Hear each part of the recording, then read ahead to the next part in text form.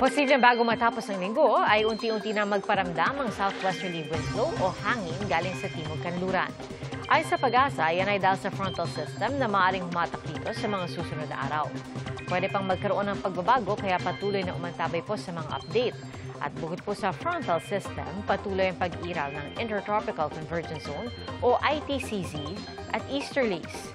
26 na lugar ang makakaranas pa rin ng danger level na heat index bukas, kabilang na po ang Pasay City sa Metro Manila. Base sa datos ng Metro Weather, malawakan na ang mga pag-ulan sa bansa, lalo na bandang hapon. At kabilang sa makakaranas ng malalakas na ulan ay ang Ilocos Region, Mimaropa at Mindanao. Maging alerto pa rin sa banta ng baha o landslide. Sa Metro Manila, kahit maalinsangan, may tsansa pa rin ng localized thunderstorms. Mga kapuso, maging una sa saksi.